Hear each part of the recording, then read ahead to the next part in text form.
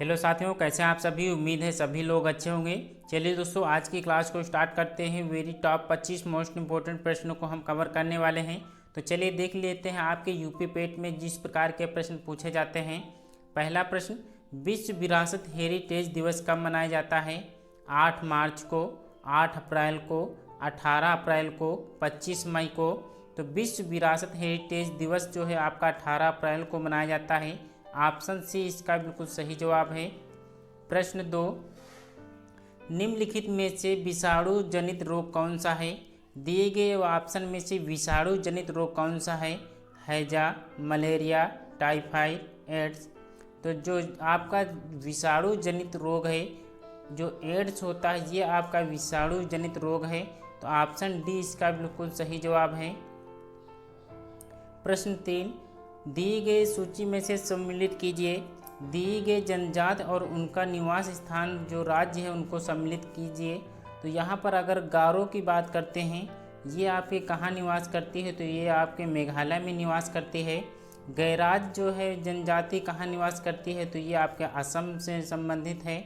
अगर भोटिया की हम बात करते हैं, तो भोटिया आपके उत्तराखंड राज्य में निवास करती है। कोल जो है ये आपके एमपी में जो है निवास करती है। तो इस प्रश्न का जवाब जो होगा इसी प्रकार से आपको मिलाना था। एक या दो प्रश्न आपके यूपी पेट में इस प्रकार के प्रश्न पूछे जाते हैं। तो यहाँ पर जितने भी पॉइंट हैं हमने आपको क्लियर कर दिया है कि कौन सी जनजाति कहाँ निवास करती है। तो आप अच्छे से जो है इस प्रश्न को याद रखेंगे। अगला प्रश्न, भारतीय राष्ट्रीय आंदोलन के 1905 से 1919 की जो अवधि को क्या कहा जाता है। दिए गए ऑप्शन में से अवधि को क्या कहा जाता है, तो इसे जो है उग्रवादी चरण कहा जाता है। ऑप्शन बी इसका सही जवाब है। बाबर ने प्रसिद्ध जो है तुलु गमा नीति का प्रयोग सर्वप्रथम किस युद्ध में किया था, तो जो कि पानीपत के प्रथम युद्ध में किया था। 1526 में जो है पानीपत का जो है प्रथम युद्ध हुआ था, तब बाबर ने प्रसिद्ध जो है तुलु गमा नीति का प्रयोग किया था। तो ऑप्शन सी इसका बिल्कुल सही जवाब है। प्रश्न 6, कथकली नृत्य किस राज्य से संबंधित है।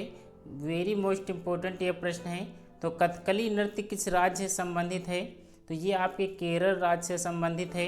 ऑप्शन बी इसका बिल्कुल करेक्ट आंसर है।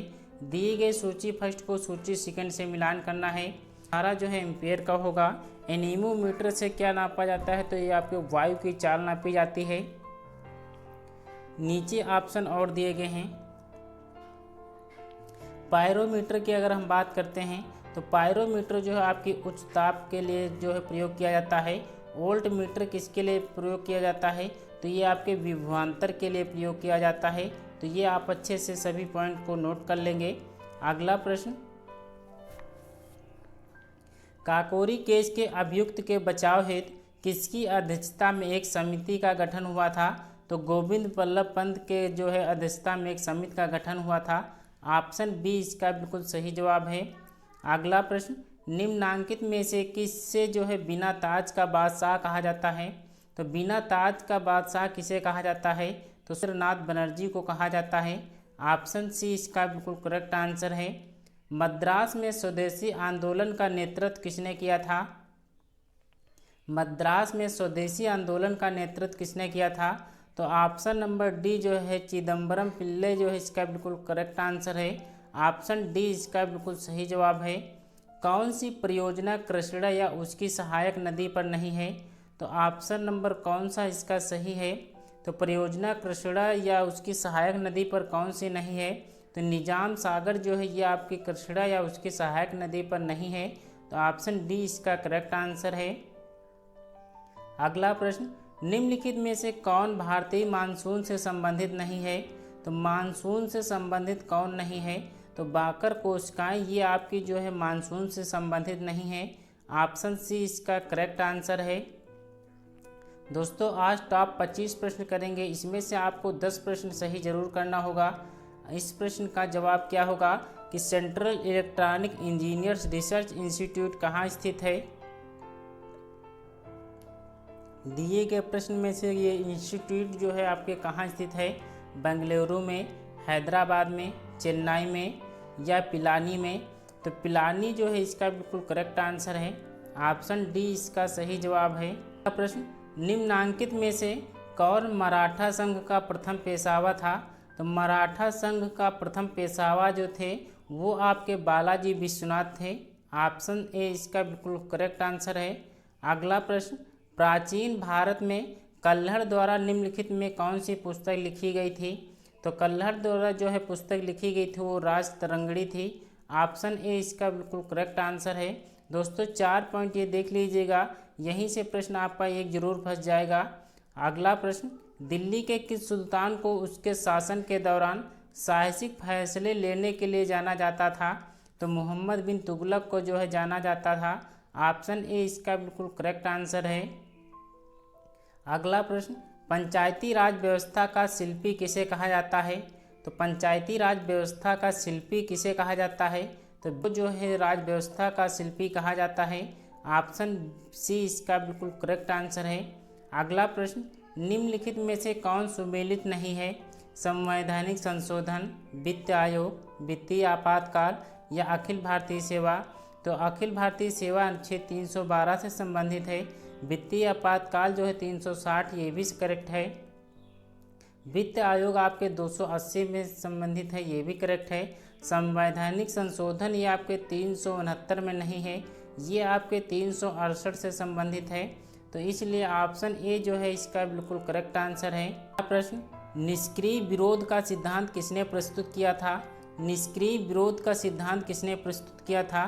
तो अरविंद घोष इसका बिल्कुल करेक्ट आंसर है। पंडित राम प्रसाद बिस्मिल को फांसी किस जेल में दी गई थी? प्रश्न 20 का जवाब करना है कि पंडित राम प्रसाद बिस्मिल को जो है फांसी किस जेल में दी गई थी? तो इन्हें जो फांसी दी गई थी वो गोरखपुर जेल में दी गई थी। ऑप्शन ए इसका बिल्कुल करेक्ट आंसर है। बसंत रस किस राज्य का लोक नृत्य है? मोस्ट इम्पोर्टेंट ये प्रश्न है। बसंत रस किस राज्य का लोक नृत्य है? तो मणिपुर इसका बिल्कुल करेक्ट आंसर है। अगला प्रश्न, निम्नलिखित में से कौन बेमोल शब्द है? कौन इसमें जो है बेमोल संबंधित है? अदीना मस्जिद ये आपके मांडू में है। लाल दरवाज़ा जौनपुर है। दाखिला दरवाज़ा आपके गौंड में है। 3 दरवाज़ा अहमदाबाद में है। तो 3 दरवाज़ा जो है आपके अहमदाबाद में है। दाखिला दरवाज़ा आपके गौंड में है। लाल दरवाज़ा मस्जिद ये आपके जौनपुर में है। लेकिन अदीना मस्जिद ये आपके मांडू में नहीं है, ये आपके मालदा में है। और मालदा कहाँ पड़ता है? तो ये आपके पश्चिम बंगाल में पड़ता है। तो ये पॉइंट आपको याद रखना है, इसलिए ऑप्शन ए इसका बिल्कुल करेक्ट आंसर है। अगला प्रश्न, भारत में मानव अधिकार सुरक्षा अधिनियम कब पारित हुआ था?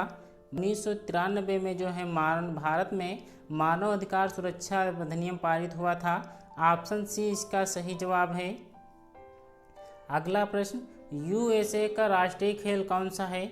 यूपी पेट 2022 में पूछा गया ये प्रश्न है कि यूएसए का जो है राष्ट्रीय खेल कौन सा है? तो बेसबॉल इसका बिल्कुल करेक्ट आंसर है। अगला प्रश्न, भारत निर्माण योजना में क्या शामिल नहीं है? तो भारत निर्माण योजना में क्या शामिल नहीं है? आवास, पेयजल, सिंचाई, शिक्षा। तो शिक्षा जो है ये आपके भारत के निर्माण योजना में शामिल नहीं किया गया था। तो ऑप्शन डी इसका बिल्कुल करेक्ट आंसर है। दोस्तों हमने 25 प्रश्न किए हैं, आज आपको 10 प्रश्न अगर सही हुए हैं तो कमेंट बॉक्स में ज़रूर बताइएगा। तो चलिए दोस्तों, आज की क्लास अगर आपको पसंद आई हो तो एक लाइक ज़रूर कर दीजिएगा। चैनल पर नए हैं तो चैनल को भी ज़रूर सब्सक्राइब कर दीजिएगा।